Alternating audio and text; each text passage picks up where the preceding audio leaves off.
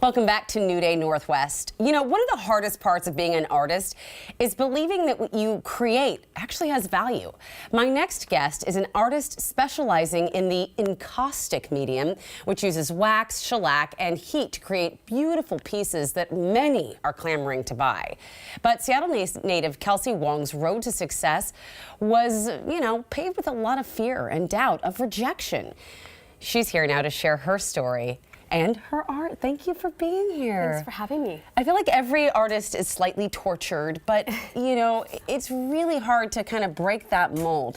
So first off, tell us what this encaustic method means. It means taking wax and heating it and applying layers and fusing them together to create a beautiful piece in the end. I've never, until today, had never heard of encaustic art. So this is really cool. I think we're all thrilled. So what were you were just grabbing something right here. Yeah, I was going to show after a few layers what a piece looks like before you add pigment and color to it. Can I touch it? Of course. Oh, it feels so cool. Yeah. Wow, and so it's just layers and layers. And what do you start with? I start with a wax. It's beeswax and something called damar resin, which is a natural. Like a shellac? Yeah, it's like it's a binder, and it's actually found in Malaysia. And you heat them together, and it creates a pretty durable surface. And you do this on a piece of wood? Yes. Not on a canvas, because wood is stronger. Yes, and it can withstand the heat. So copy that. It's birch wood, it's super smooth, and we like to work with the grain of the wood. All right. Well, let's get started. This is really neat. So this is just a couple of layers of wax here. Correct. And this is what it looks like when you've got all the wax and layers, and then you can create whatever your desire, right? Yes, there's endless opportunities to have choices as to what you want to do next. And so what we were going to do first is this one has about 6 layers of wax already on it. Okay. And I was going to have you practice doing more layers and adding to it, and we get to use a blowtorch. Oh, yes! Fire! So do you want me to show you how it's done? Yeah, show me how.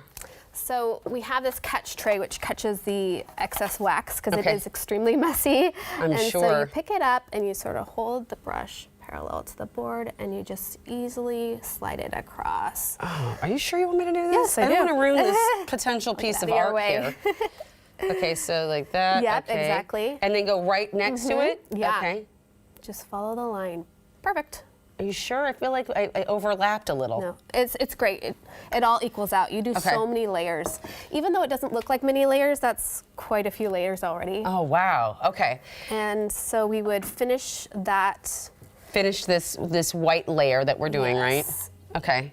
I'm going to do it quickly, and then we get to heat it. So that binds the layer below it to that top layer. Ah, okay. And so this, when you do it, this looks kind of clear, but this is like actually like a white, there's like white pigment mixed in? Exactly. Okay. And the pigments are broken down, and there's endless colors. Endless color. Okay, we'll look at that in a second, but get to the blowtorch. Yep, let's do it. Okay. So I'm going to move these out of the way. Yeah, we don't want to set anything else on fire. Okay. And do I need to close that? That's good. Okay, all right. And so we're going to turn on our torch. And you want the flame to just get very close, but not touch the actual piece. You're going to start before the piece, and you're just going to slowly go across. So it's taking a liquid and turning it into a solid. Right. It's really fun. So I'm going to do another layer. And so as it's going on, it's like melting it, kind of smoothing it out, taking away any bubbles that you see. Like this is what I'm seeing happen in action right now. Exactly right. Oh, cool. Okay, so when can we add some more paint? Oh yeah, I want to totally try. How do you? All right. All right, ready? Yeah. You all ready for this?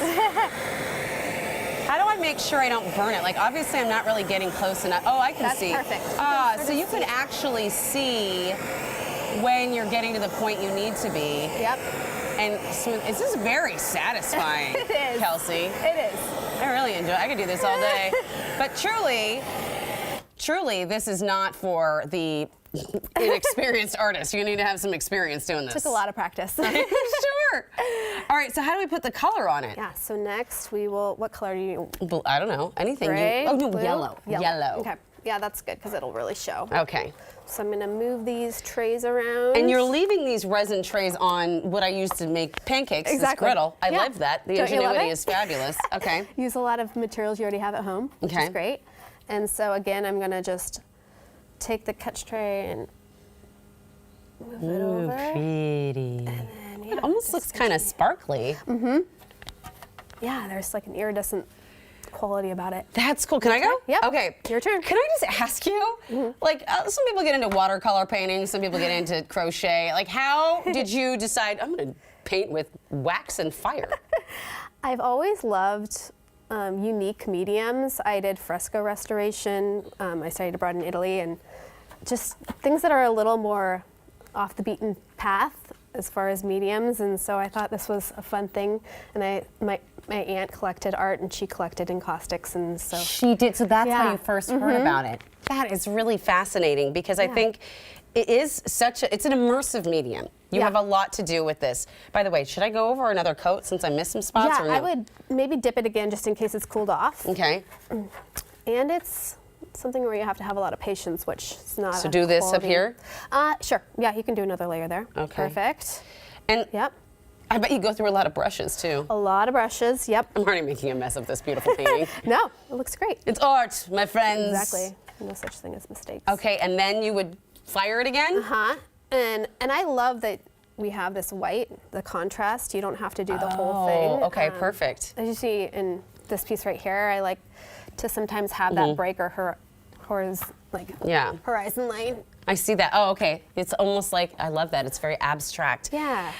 So I know that you're not just an artist. This is something you decided to do for you because your path to this wasn't exactly easy, right? Yeah, I had kids and I had quit my job because I had a difficult pregnancy. I had twins, and so I love being a mom, but it was a bit monotonous after a while. I wanted to have something that was mine, and I started to volunteer at a food bank, and another mom there was doing art, and she wasn't even trained in art, and so I thought, hey, if she can do it, I can. Absolutely. And so I started just creating and selling at coffee shops because that was less intimidating, and then that turned into bigger spaces and a gallery, and so it's been extremely rewarding. Look at that. Oh, I love that piece.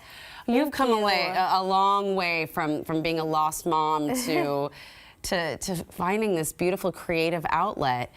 What is your advice for other moms and anyone who kind of feels they've lost their way? What can art do for them? Just give it a try and really explore, and you never know what you'll get out of it. So. Wow, you have certainly gotten beauty out of it. Thank you so much. This has been so much fun. I got to play with fire and wax, and I can't wait to learn more about what your career holds ahead of you. Thank you so much. Thank Annie. you. Well, coming up next, well, actually, before I get to that, I just want to let you know that Kelsey's art can currently be seen and purchased at several area shops and galleries. I will have a link to those on our website, and all proceeds, by the way, from her piece curl will be donated to the Herring Center in Seattle. The center is an inclusive school for kids without and with disabilities. All right, well,